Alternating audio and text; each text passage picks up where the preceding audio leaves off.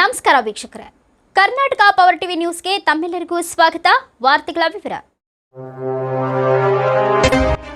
ಚಾಮರಾಜನಗರ ಜಿಲ್ಲೆಯ ಯಳಂದೂರು ಪಟ್ಟಣದ ಶ್ರೀ ಮಹರ್ಷಿ ವಾಲ್ಮೀಕಿ ಭವನದಲ್ಲಿ hand in hand India Belstar ಸಹಯೋಗದಲ್ಲಿ ಅಂತಾರಾಷ್ಟ್ರೀಯ ಮಹಿಳಾ ದಿನಾಚರಣೆಯನ್ನ ಆಚರಿಸಲಾಯಿತು. ಕಾರ್ಯಕ್ರಮವನ್ನು ಯಳಂದೂರು ಪೊಲೀಸ್ ಠಾಣೆಯ ಪಿಎಸ್ಐ ತಾಜುದ್ದೀನ್ ರವರು ಉದ್ಘಾಟನೆ ನೆರವೇರಿಸಿ ಮಾತನಾಡಿದರು.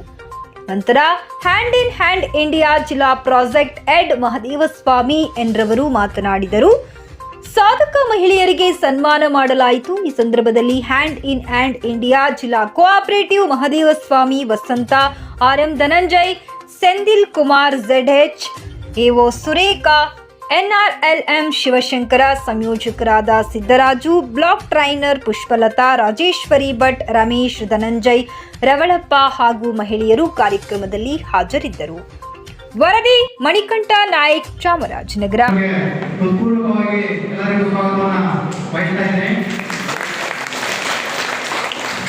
ವಿಶೇಷವಾಗಿ ಇವತ್ತು ಈ ಕಾರ್ಯಕ್ರಮವನ್ನು ನಮಗೆ ಹಮ್ಮಿಕೊಳ್ಳಲು ನಮ್ಮ ಯಳಂದೂರು ತಾಲೂಕಿನ ಯುವ ಸಂಘದ ಉಮೇಶ್ ಸರ್ ಅವರು ಎಲ್ಲ ರೀತಿಯ ಒಂದು ಸಹಕಾರವನ್ನ ನೀಡಿದ್ದಾರೆ.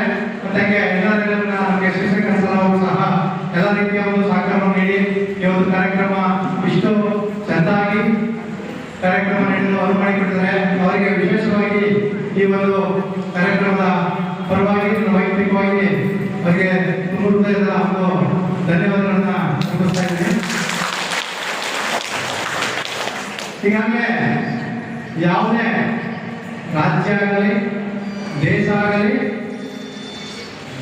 ಮನೆ ಆಗಲಿ, ಯಾವುದೇ ದೇಶ ಆಗಲಿ, ರಾಜ್ಯ ಆಗಲಿ, ಮನೆ ಆಗಲಿ ಅಂದ್ರೆ ಸಂಪೂರ್ಣವಾಗಿ ಮೂಲ ಮಟ್ಟದಲ್ಲಿ ಮಹಿಳೆಯರ ನೋಡುವ ದೃಷ್ಟಿ ಎನ್ನುವ ಮಾತಿನಂತೆ ವಿಶ್ವ ಮಹಿಳಾ ದಿನಾಚರಣೆಯ ಶುಭಾಶಯಗಳನ್ನು ನಿಮ್ಮೆಲ್ಲರೂ ಕೂಡ ಸಲ್ಲಿಸ್ತಾ ಇದ್ದೀವಿ.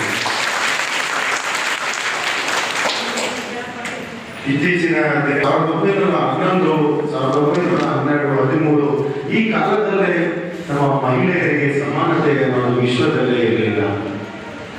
ತುಂಬಾ ಕಡೆ ವೋಟಿಂಗ್ ಹಾಕುವ ಮತದಾನದ ಪವರೇ ಇರಲಿಲ್ಲ. ತುಂಬಾ ರಾಷ್ಟ್ರಗಳಲ್ಲಿ, ನಾಟ್ ಓನ್ಲಿ ಭಾರತ, ಇಡೀ ವಿಶ್ವದಲ್ಲೇ ವೋಟಿಂಗ್ ಹಾಕುವ ಪವರ್ ಇರಲಿಲ್ಲ.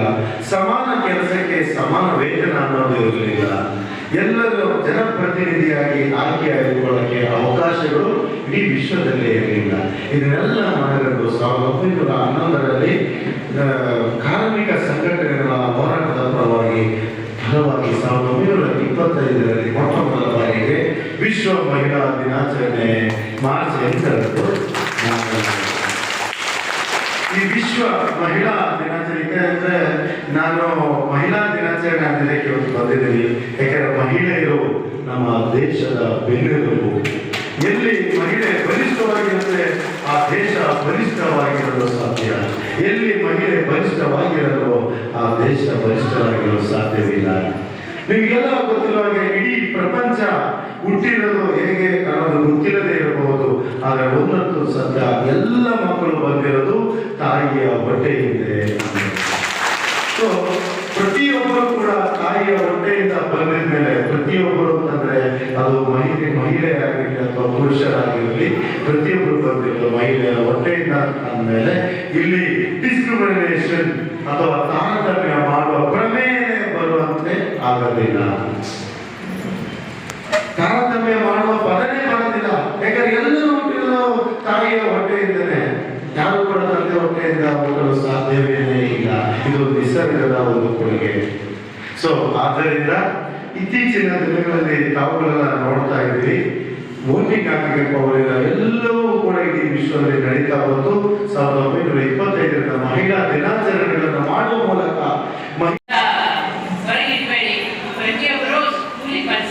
ಅವರಿಗೆ 10ನೇ ಕ್ಲಾಸ್ ಫ್ರೀ ಎಜುಕೇಶನ್ ಇದ್ದೇ ಇರುತ್ತೆ. ಅದಲ್ಲದೆ ಇನ್ನು ಜಾಸ್ತಿ ಎಜುಕೇಶನ್ ಕಲಿಸ್ಬೇಕು.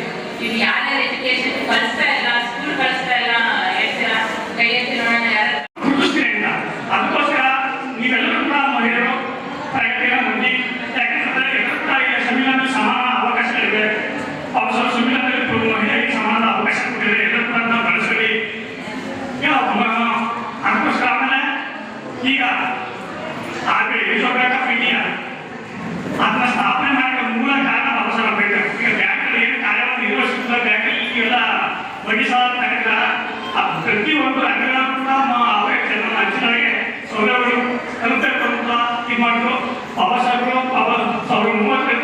ರಿಸರ್ವ್ ಬ್ಯಾಂಕ್ ಆಫ್ ಇಂಡಿಯಾನ ಸ್ಥಾಪನೆ ಮಾಡಿದ್ರು.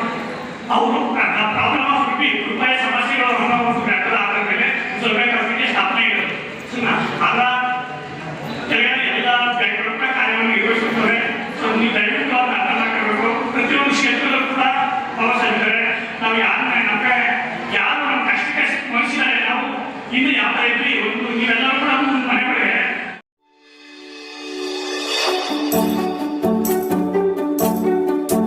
ನೀವಿನ್ನು ನಮ್ಮ ಚಾನೆಲ್ಗೆ ಸಬ್ಸ್ಕ್ರೈಬ್ ಮಾಡಿಲ್ಲವೇ? ಹಾಗಿದ್ರೆ ತಡಬೇಕೆ? ಹಿಂದೆ ಸಬ್ಸ್ಕ್ರೈಬ್ ಮಾಡಿ, ಬೆಲ್ ಐಕಾನ್ ಪ್ರೆಸ್ ಮಾಡಿ, ಶೇರ್ ಮಾಡಿ, ಕಮೆಂಟ್ ಮಾಡಿ.